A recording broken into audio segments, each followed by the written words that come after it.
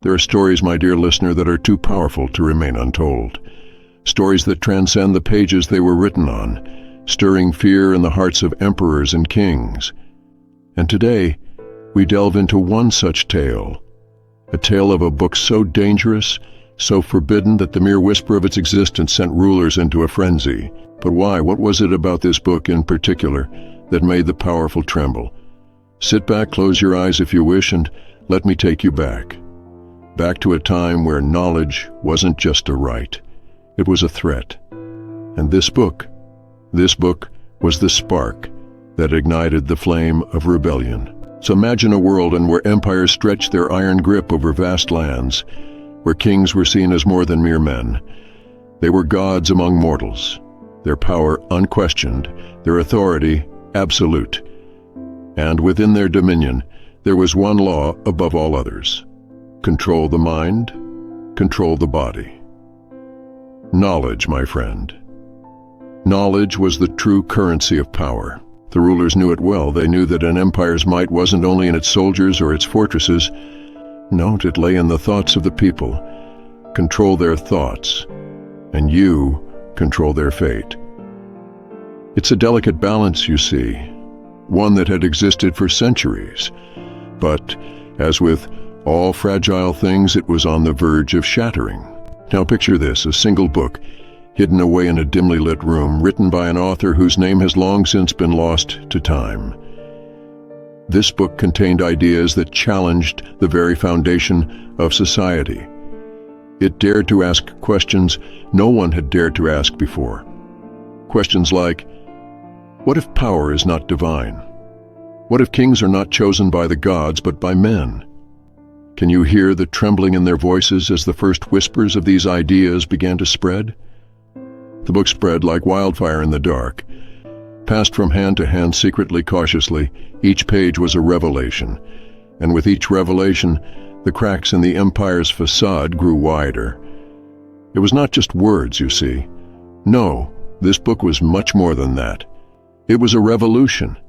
It wasn't a rebellion fought with swords.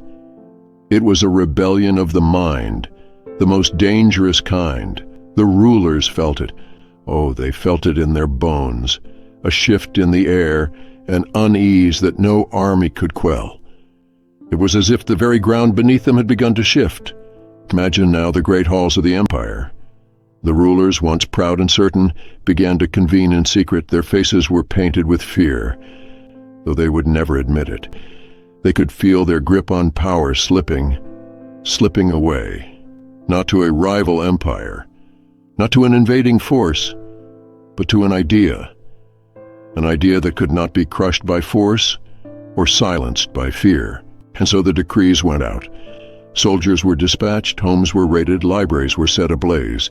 They sought to destroy this book, this dangerous piece of parchment, at any cost.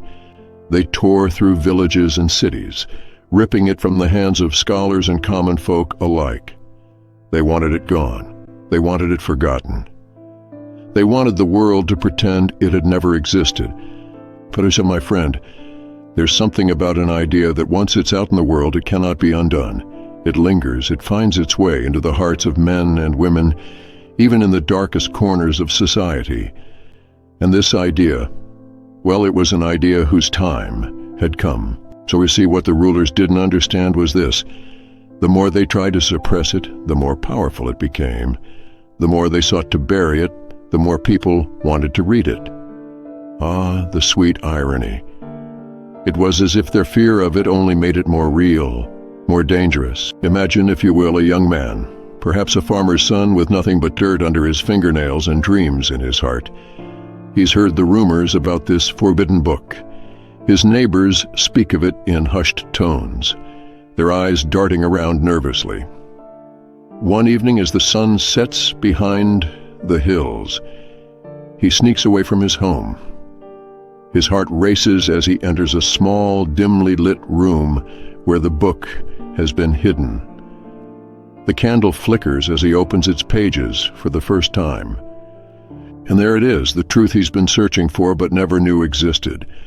The words leap off the page as if they've been waiting for him, waiting to awaken something deep within him. He reads about justice, about equality, about the idea that no man, no ruler, no emperor has the right to dominate another. These ideas, so simple, yet so profound, set his heart on fire. Can you feel it? Can you feel the hope, the spark, the sense of possibility that fills the air?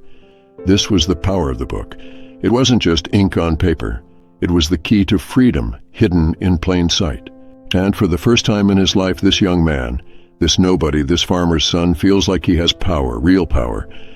The power to think for himself, to dream of a world where men are not slaves to their rulers, but equals in the eyes of the universe.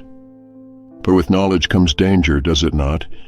For as the ideas spread, so too did the empire's wrath. They began to hunt down not just the book, but those who had read it, those who had dared to challenge the status quo. The streets were filled with fear, but also with whispers of rebellion. Men and women in dark corners passing along scraps of paper, hidden messages, the very ideas the rulers had hoped to destroy. And in the grand halls of power, the rulers trembled. They knew they were fighting a losing battle. No matter how many books they burned, how many people they imprisoned, the truth was out there, and it was unstoppable. This, my dear listener, this is what they feared most. Not an army, not a rival kingdom, but a single book. A book that dared to dream of a better world. A world without their chains. But as with all great stories, there is an end, or perhaps we should call it a beginning. For despite the empire's best efforts to silence it, the truth, the ideas contained within this forbidden book, found their way into the hearts and minds of the people.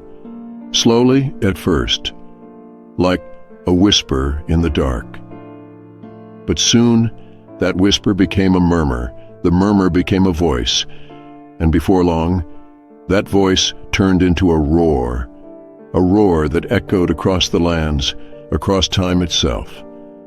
This book, this humble collection of pages, had ignited something that could no longer be controlled. You see, there is something about ideas that make them so utterly unstoppable. They're like seeds scattered by the wind, taking root in the most unexpected places, and once they take root, there is no turning back. Even the greatest empires, with all their power, their soldiers, their swords, they could not stop what was coming. Because what was coming was not an army, but a revolution of thought. It was the beginning of a new era, one where men and women began to question the very nature of power. Why do we bow before kings? Why do we obey without question? Why do we accept a life where others decide our fate? The more the rulers tried to suppress these questions, the more they spread. It was as if the very act of censorship was feeding the flames. And soon, those flames became a wildfire that no one, not even the mightiest empire, could extinguish. So, but let me take you now to a moment when it all began to crumble. Imagine a grand hall filled with the most powerful men in the land.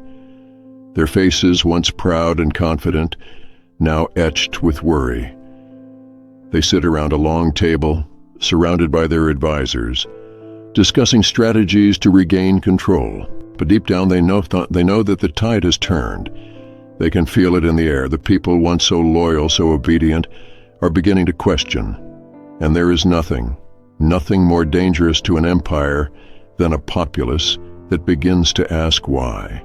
The fear that grips these rulers is not of a foreign invader or a rival army. It is the fear of their own people, because they understand now, too late, that true power never lay in their crowns or their armies.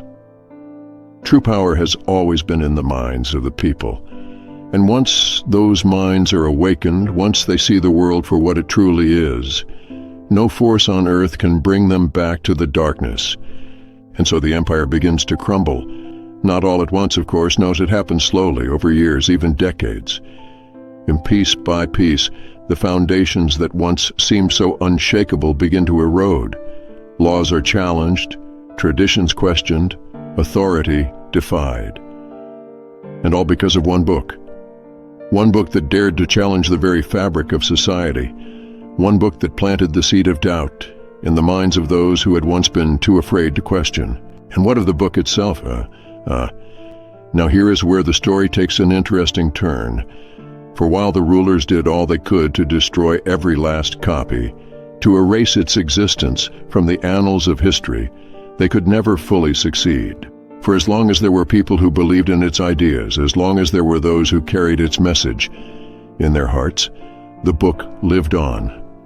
Its words, passed down through generations, through whispers in the night, through secret gatherings in hidden places, it became a legend, a symbol of resistance, and even though many had never seen its pages, they felt its presence.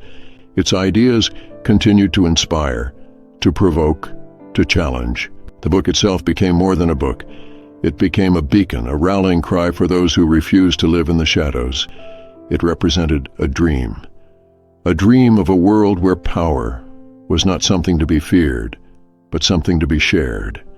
A world where knowledge was not hoarded by the few, but given freely to the many. And isn't that the most powerful thing of all, the fact that words, simple ink-stained words, can outlast empires, that they can live on long after the kingdoms that sought to suppress them have crumbled into dust? Think about it, my friend. Think of the countless lives that have been touched by this book, the hearts it has stirred, the revolutions it has ignited. It is a testament to the power of ideas, to the power of truth. For in the end, no matter how strong a ruler may seem, no matter how vast their empire, they cannot silence the truth. Truth, you see, has a way of rising to the surface like a flower that blooms in the cracks of a concrete sidewalk.